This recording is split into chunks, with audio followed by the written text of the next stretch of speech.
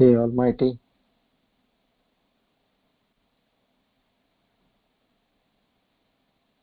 we seek your grace,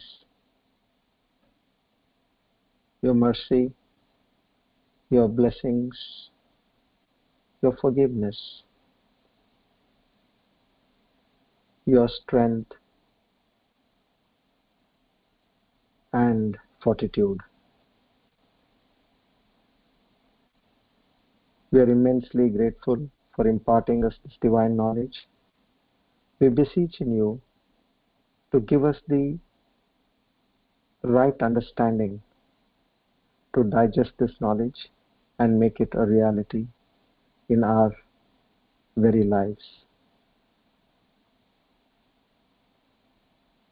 Our deepest gratitude and salutations to the entire Guru Parampara. Om Tat Sat.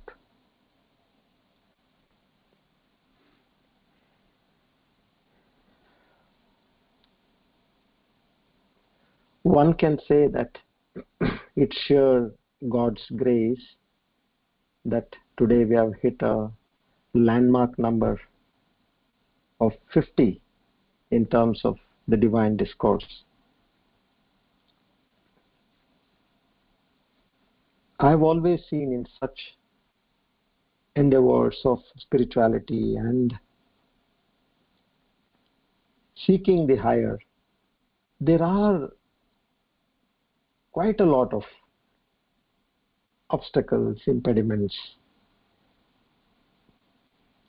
But as they say, where your faith is strong and your will is robust, nothing can stop. And to back this up, the God's grace, without which nothing can happen.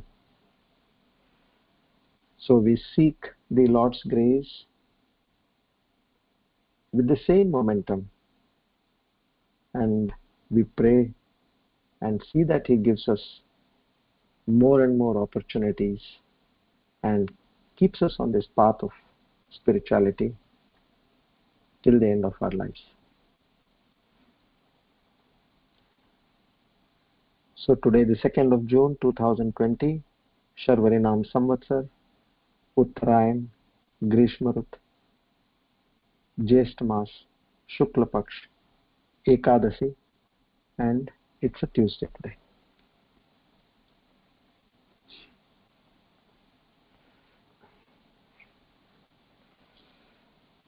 So till yesterday we learnt about, we came up to the Sukshma Sharira, and I think we learnt up till the Pranas.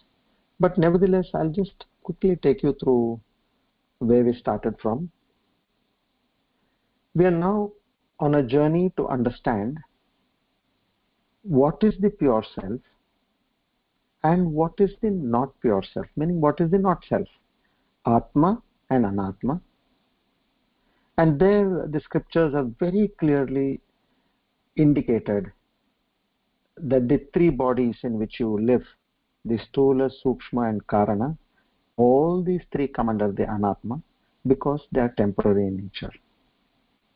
And what is that which has made you have the feeling that you are the body, you are the mind, and you are the causal body again? The scriptures very clearly say that it was designed by the Lord with the help of His Maya Shakti, the Avarana and the Vikshepa Shakti. Avarana is the veiling power, so it hides the truth. And Vikshepa Shakti is the projection power, which projects something which is not there.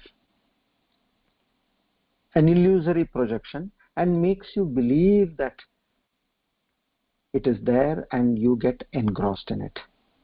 And to get engrossed in this kind of an illusory world, the Lord has created 5 powerful senses and a mind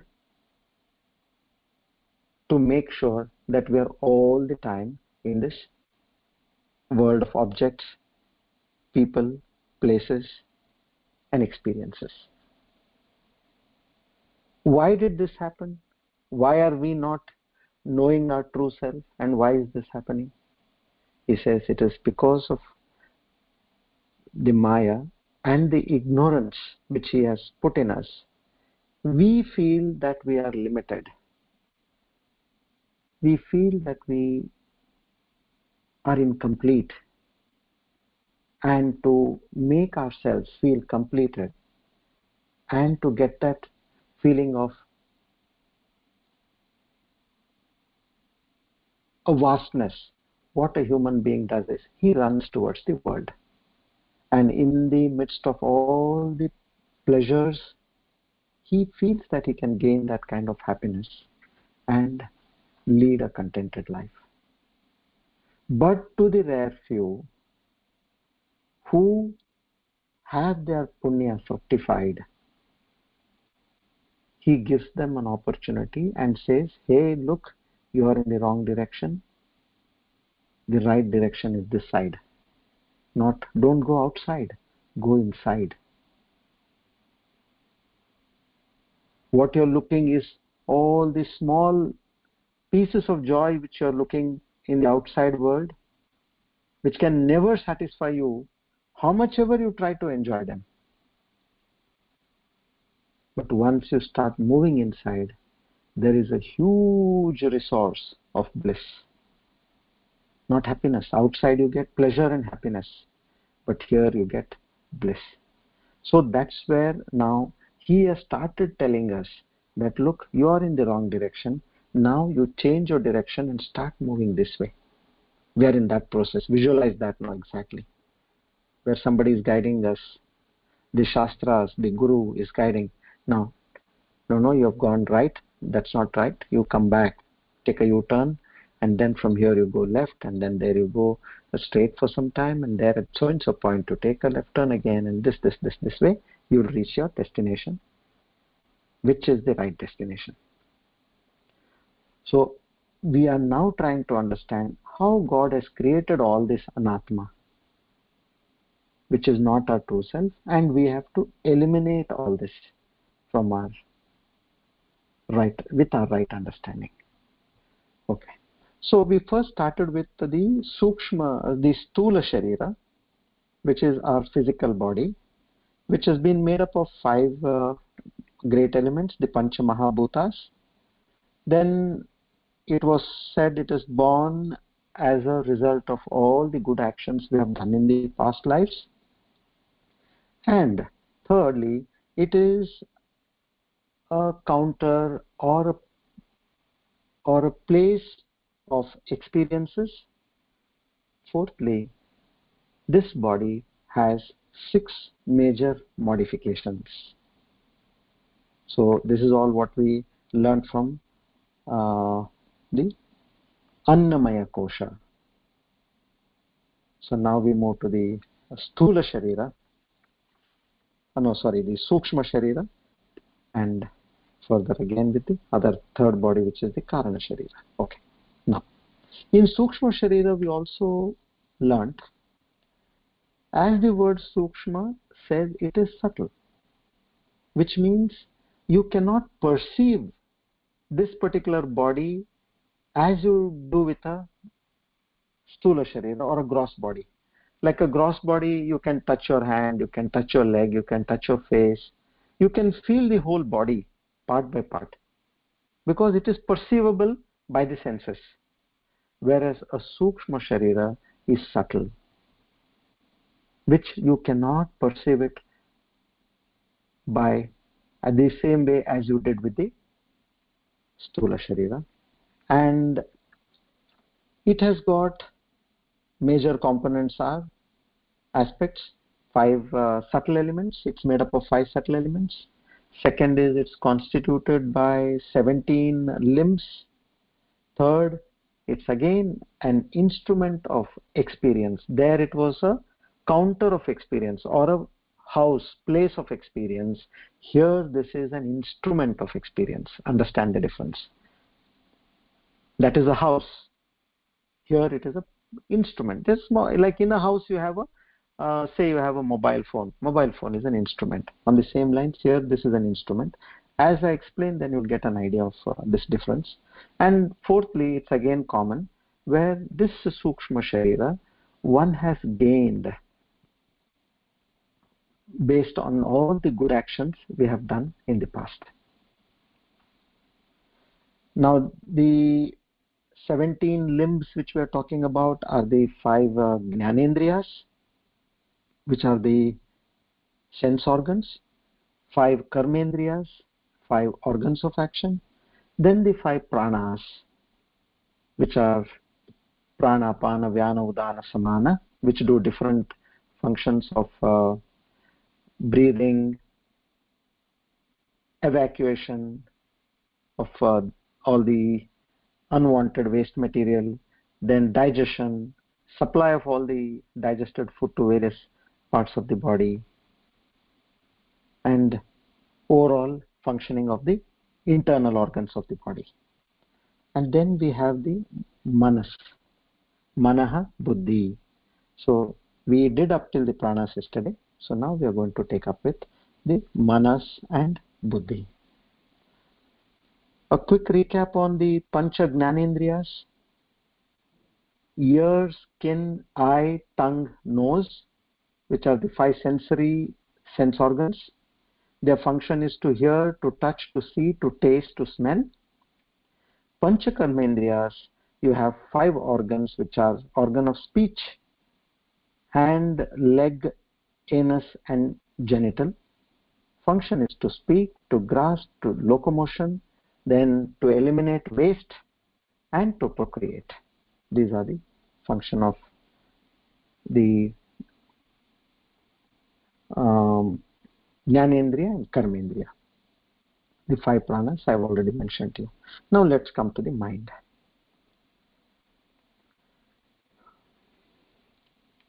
Now, what is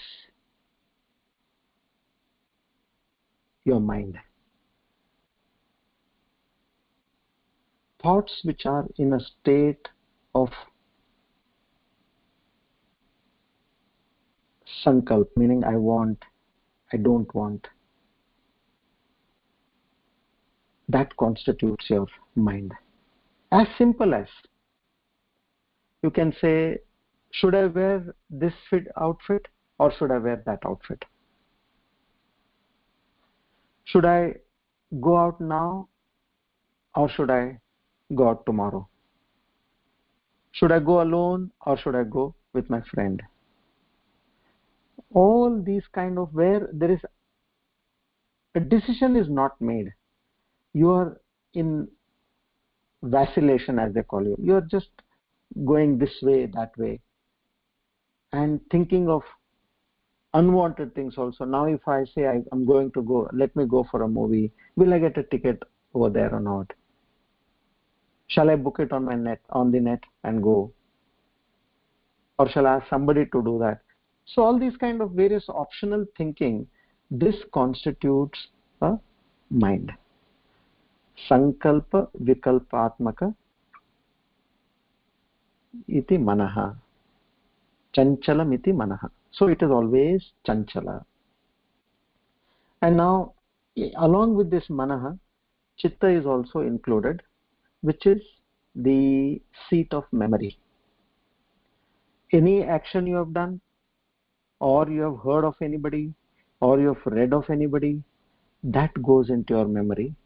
And for future decision making, your mind uses the memory and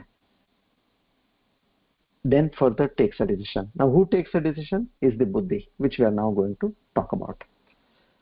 Buddhi, where all the thoughts collected by the mind, they are properly segregated.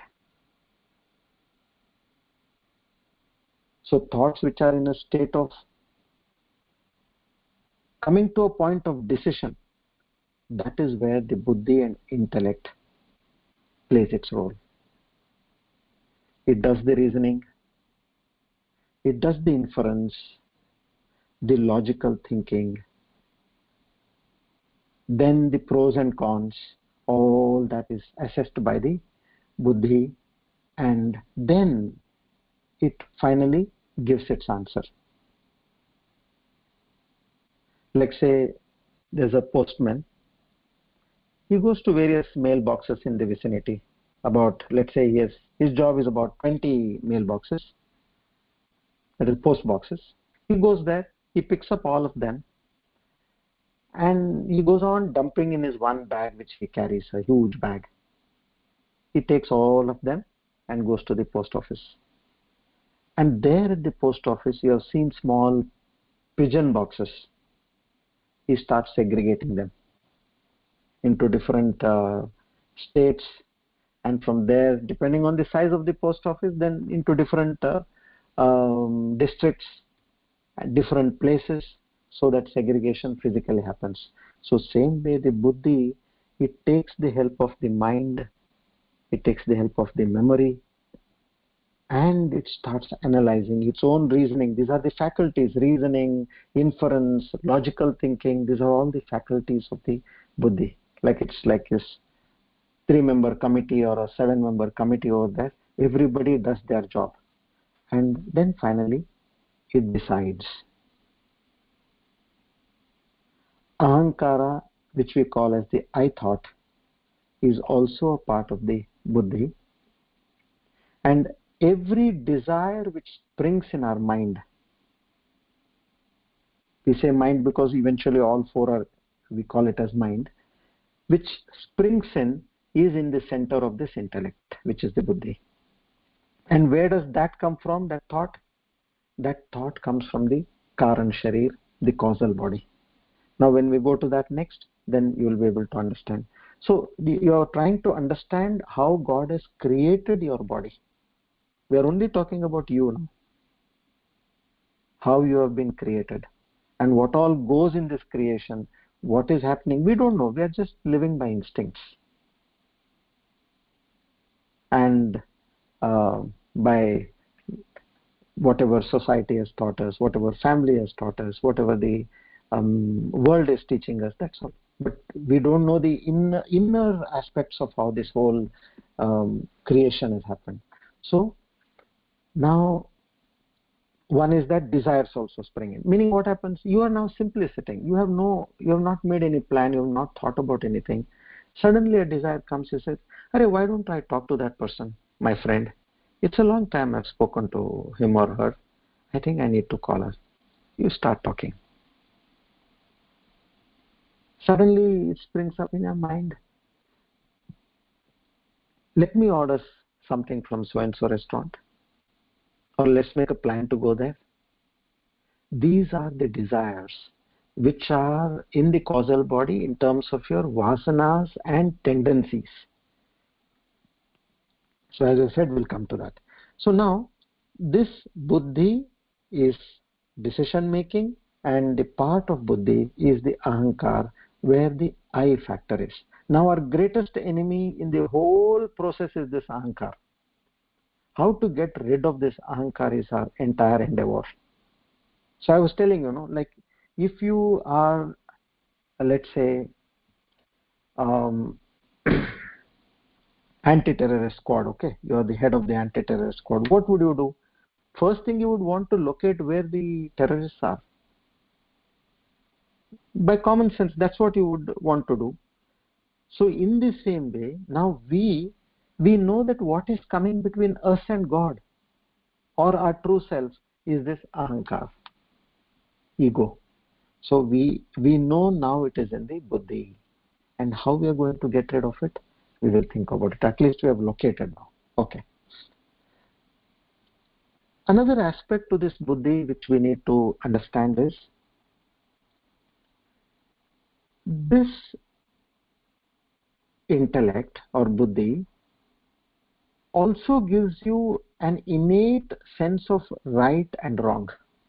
There is a voice within us which keeps telling us, "I think this is not right," or "I think this is right, I must do this." So that is conscience. And conscience in Sanskrit is known as antakarana. I'll explain a little more about this antakarana. Now we all know there are 17 aspects: 5 pranas, 5 gnanendriyas, 5 karmendriyas, and manaha and buddhi. In this manaha you also have memory, which is chitta, and the next one buddhi, you have ego. These are along with them. Okay, 17. Antakarana means an inner instrument. The very word says it is antakarana. What are those now? These 4, mana, buddhi, chitta, ahankara, they constitute to be your antakarana. And what are these gnanendriyas and karmendriyas called? They are called as bahya karana. Bahya means outward, outside. Why is this like that? Because the antakarana gets all the information from the within, which has been generated as a desire, reasoning, understanding, decision making. All that is taken, it is processed internally based on the stimuli which has been received by the gnanendriyas. How is that? Now you look at something. How do you see? With your eyes. Eyes are what? A gnanendriya. And then there is an exchange of information. I should have this, I should not have this, when should I have this, how should I have this. All that decision process is happening with coordination between the antakarana and the bahya karana. And then once the decision is made, the gnanendriya gave you the information, like the eye gave you the information, the nose gave you the information, the skin gave you, or the ears gave you. And that information, after a decision is made, the karmendriyas are put into action, which is your speech, your hands, your legs, your genitals. All those are put into action to achieve whatever you have desired.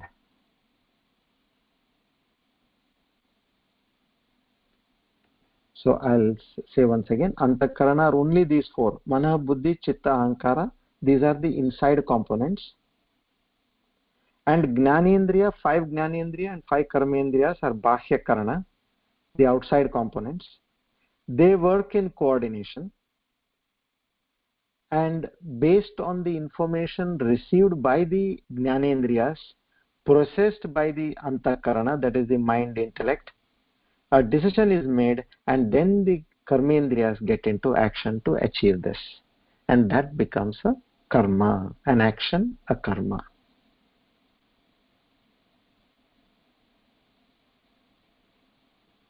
Just for your understanding, the brain is not an antakarana. You have to get this straight. Why? Because the brain is a part of the sthula sharira, meaning the gross body. It is just an organ in the body, sthula sharira. You can say that it is like an office. And who are the people working there in that office? It is like that office space, brain. It is gross. In that you have these faculties working as the mind, the intellect, the memory, the ego, and then the gnanendriyas, the karmendriyas. They are all working in this brain, because everything is received, processed, it's all happening in that brain. And another aspect also you should understand, like, say if you look at your eye, EYE, and say that is my sensory perception. No, that is not your sensory perception. That is only an instrument. That golaka, the eyeball, is only an instrument. There can be a situation where if that eyeball is damaged, your eyesight is not gone. The eyesight or the gnanendriya is behind the eyeball, where if you put up another eye, then you will get back your eyes. Like like many blind, where their eyesight is intact but the golaka is non-functional, So they remove this eye and they replace with a new eye, which is an instrument to perceive.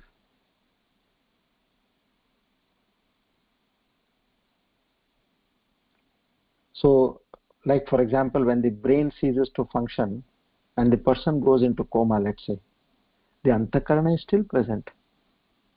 Why we are not able to perceive is because the instrument is not functioning.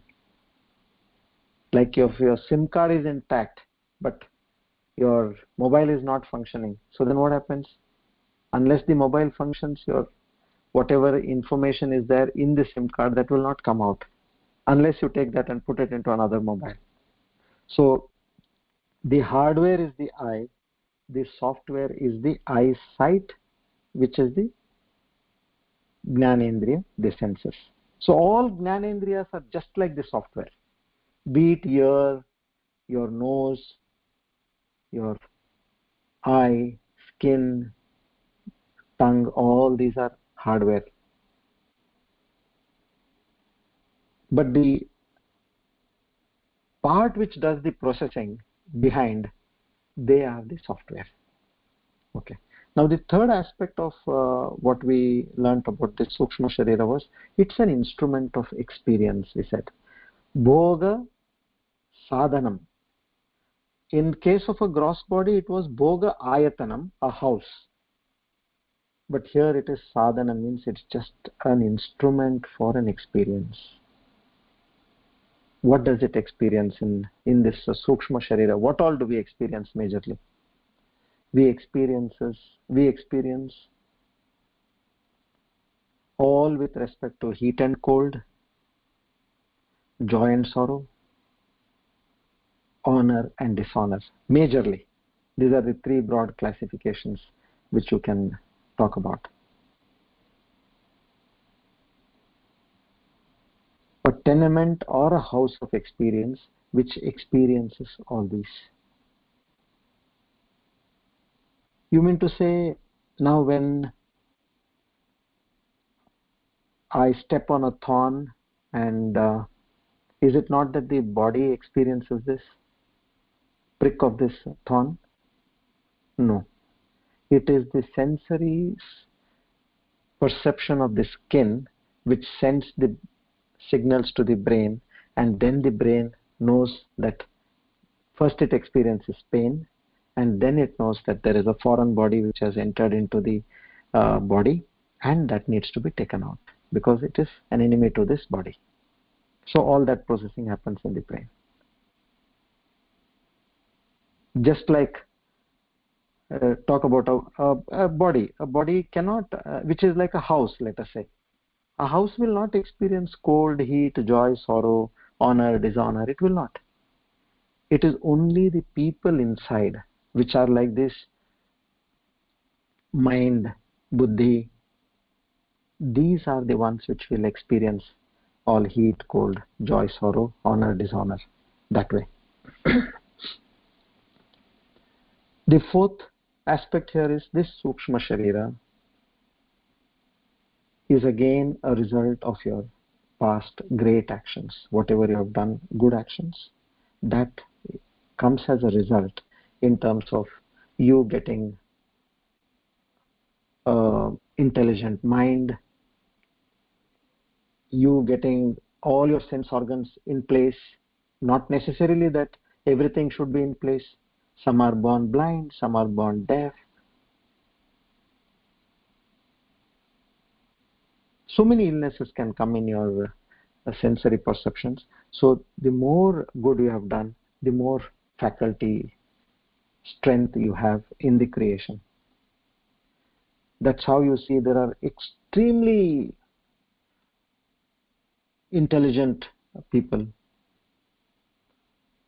or talented people who can be in the field of sports, music, or dance, or in acting, or in writing, oratory. All these are result of the good actions in the past. And the more punya if you do, we call human life is got at a level when your sanchita karma hits at 50-50 basis, where your pap is 50, punya is 50. If the punya is more, for that short period, whatever more it is, like say if it is 55 or 60, for that 5 or 10 degrees utilization, one goes to heaven, a temporary phase, like just as you go for a vacation um, inland or out of the country for 10 days, 15 days, 1 month, whatever, based on your budget. So here that budget is that punya. Till the exhaustion of that punya, you are in this heavenly abode, and then you come back again. And there is no guarantee, the scripture says, after you come back, that you're going to be born as a human again. You may be anything other than a human also, in a much lower grade birth. So if in the same way, if you have done a lot of pap, which is below this 50, then temporarily you go to another astral body, which is hell, and there you experience all the pain, misery, sorrow, and after that again your next birth is decided. The greatest advantage of this sukshma sharir is the buddhi, where it tells you what is higher and what is lower, which is not there in any creature in this entire creation. 84 lakh species is the number of the species which are created, and in that human is the only one who has this quality to understand what is higher, what is lower, what is right, what is wrong, what is permanent, what is impermanent. So our point here is, okay, we have got a human birth, nothing to worry, I'll take it as a package. I enjoy joy, I enjoy sorrow, whatever it is, fine, I get joy also, no? Okay, I'm ready for sorrow also, and I live my life and I spend it just like that, experiencing both. You either take it that way, or using the special faculty of your intellect, you say, when I have been given such a rare opportunity, why not I grow spiritually and move forward on the path of getting liberated? Because human birth is a direct platform for liberation. No other species, not even the devatas who are higher than us, even they don't have a direct platform for liberation. They too have to go through a long process. So when such is the case, which the scriptures tell us, so the wise who are blessed with this antakarana, buddhi shakti, they decide, now let me stop all this nonsense, whatever has happened. Ignorance, I had gone in the wrong track. Now somebody there has told me, Arey, if you are wanting to go to that place, this is not the way, and he redirects us. And we take that word with faith and we move in the right direction using all our strength and abilities in the right perspective.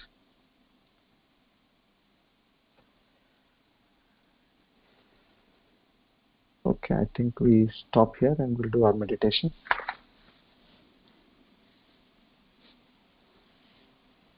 Okay. Any questions still here? Shall I switch on the Q&A briefly?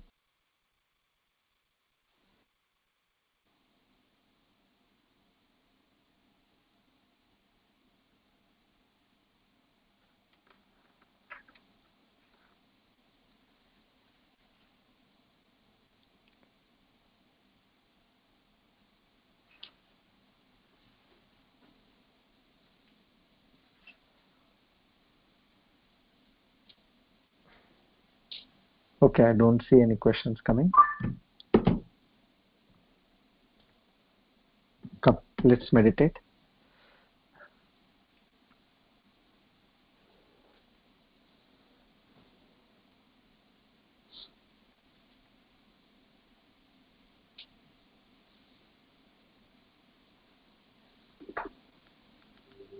Actually, now, along with this,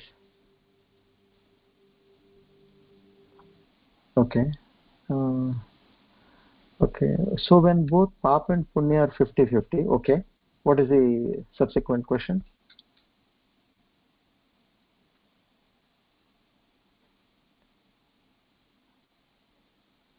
What happens?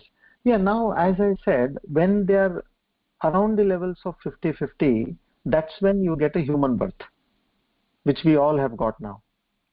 If there was, say, we had 55 or 60, to that extent, to spend that 5 or 10 excess out of 50, we would have all gone to heaven for a brief while and come back. And the reverse also applies to same, where you go to the hell and come back. In your composition out of the Sanchita karma, then we have this um, human birth when it is at 50-50. I think I've already mentioned about the Sanchita karma, Prarabdha karma, all these earlier. If that needs to be told, please let us know, then I can take it up once again.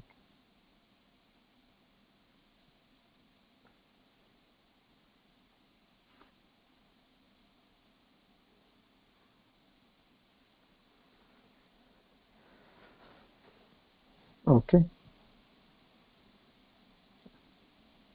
Now, along with this, we will be doing the three states, that is the waking, dream, and deep sleep.